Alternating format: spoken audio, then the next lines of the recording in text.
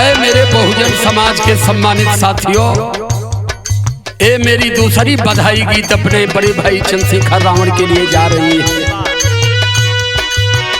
अगर आपने रावण को समझ लिया तो पूरी राजनीति को समझ लिया। अगर आपने भीम आर्मी आजाद समाज पार्टी को जान लिया तो पूरे बहुजन समाज को बाबा साहब अम्बेडकर और कांशीराम की विचारधारा को जान लिया।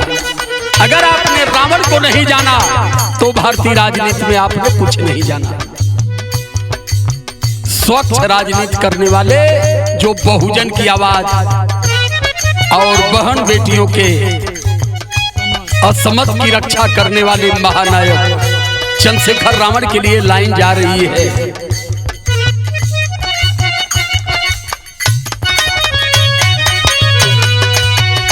दाग देखा न सूरज सितारों में, दाग देखा न,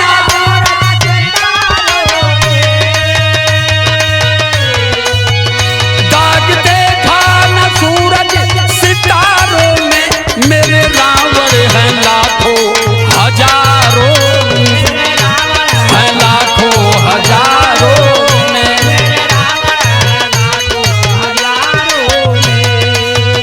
दाग देखा ना सूरज सितारों में, मेरे रावण हैं लाखों हजारों में। बारे बहादुर, भारत के लोगों को राजनीति की तहजीब आपने सिखा दिया।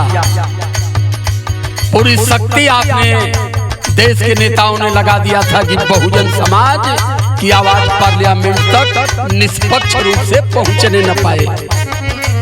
लेकिन देश की आवाम ने सिखा दिया कि ऐ देश के नेताओं, हम उसके हैं जो हमारा है, हम उसके सम्मान के लिए खड़े हैं जो हमारे स्वाभिमान के लिए लड़ता है।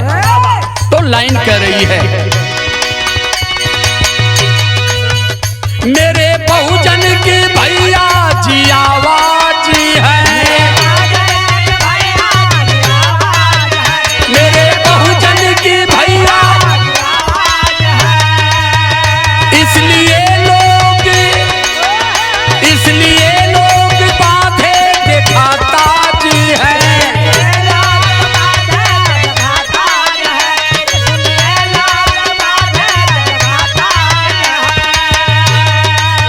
नगीना की जनता जौहरी का काम करते हुए हीरे की पहचान को किया और हीरा पहचान करके उन लोगों ने एक मत निष्पक्ष रूप से एक तरफा वोट दिया और भाई को सम्मानित जीत दिला करके पार्लियामेंट की चौखट पर भेजने का काम किया। इसलिए अंतःमन से नगीना के सम्मानित माताओं, बहनों, भाइयों को, वहां के मुसलमानों को, मुझसे एक भाई ने फोन किया ताहिर अंसारी नगीना से, बधाई दे रहा था। मैंने पहले भी एक गीत गाया था, तो जब ताहिर अंसारी ने फोन किया तो मैंने पूछा क्या स्थिति है। कहे सर स्थिति बहुत अच्छी है, इंशाअल्लाह चाहेंगे तो रावण 2 लाख से यहाँ से लीड करेंगे। तो जो जनता के लिए लड़ेगा, जनता उसके लिए सदैव तत्पर रहेगी। तो लाइन कर रही है, मेरे बहुजन की भैया जी आवाज है,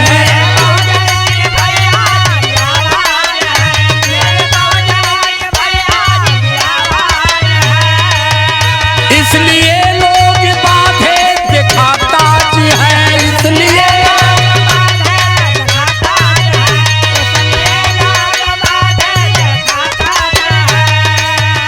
झूमता आज बहुजन बहारों में, झूमता आज बहुजन बहारों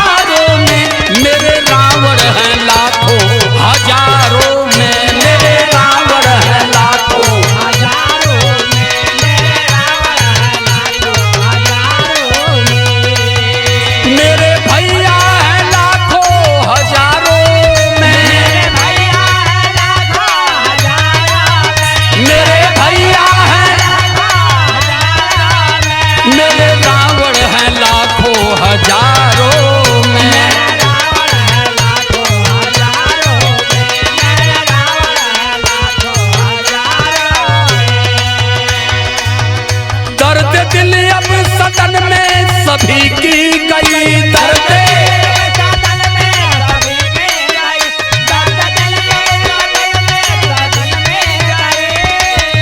अब भारत के एक एक गरीब की आवाज और उनके दिल की दर्द पार्लियामेंट के अंदर उठेगी और गूंजेगी। पूरे भरोसे के साथ इस बात को कह रहा हूं, दर्द दिल अब सदन में सभी की गई दर्द।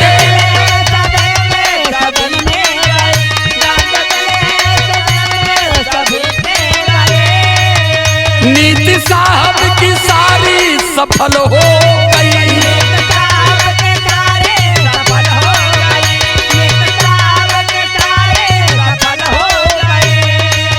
हमारे साहब माननीय कांसी राम ने घर द्वार परिवार का परित्याग करके बहुजन समाज का गठन करके और बहुजन समाज के लिए जो सपना माननीय कांसी राम साहब ने देखा था कि बहुजन का उम्मीदवार जीते तो केवल 85% के लोगों के वोट से, उस सपने को आज हमारे भाई चंद्रशेखर रावण पूरा करके समाज को दिखा दिया, बता दिया। और जितनी भी बहुजन समाज में छोटी छोटी पार्टियां बनी है, सारी पार्टियों को भी उन्होंने सिखा दिया कि आप 85 हो, दूसरे के चक्कर में क्यों पड़े हो। अगर आप दूसरे के चक्कर में पड़े रह गए तो कभी भारत की राज सत्ता नसीब होने वाली नहीं है। इसलिए लाइन कर रही है,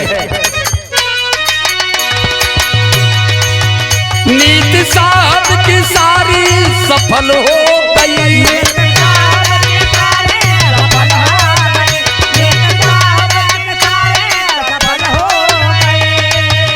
खलबली मच गई है नकारों में, खलबली मच गई है नकारों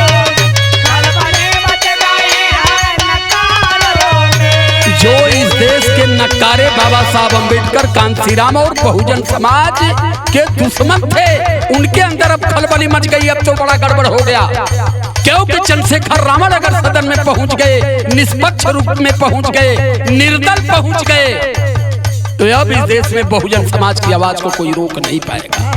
इसलिए उन नकारों को अब खलबली मच गई कि हम उतनी कठिन लड़ाई आवाम के लिए, आवाम और इस जनमानस के लिए, बेटी बहनों की इज्जत की हिफाजत के लिए नहीं कर पाएंगे।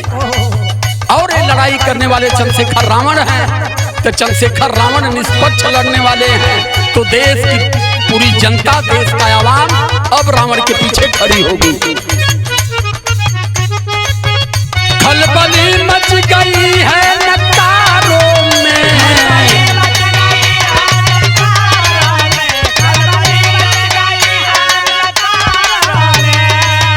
खलबली मच गई है नकारों में, मेरे रावण हैं लाखों हजारों में, हैं लाखों हजारों।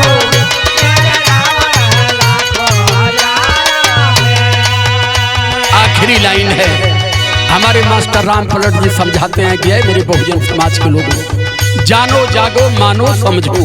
क्या है?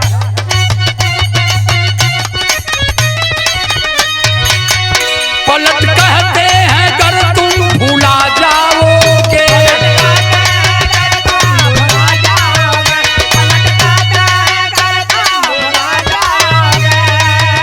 धोखा मनवादियों से फिर खा जाओगे,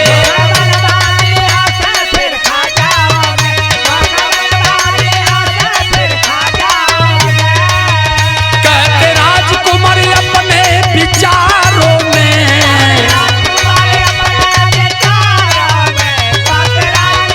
अपने विचारों में, मेरे रावण हैं लाखों हजारों में।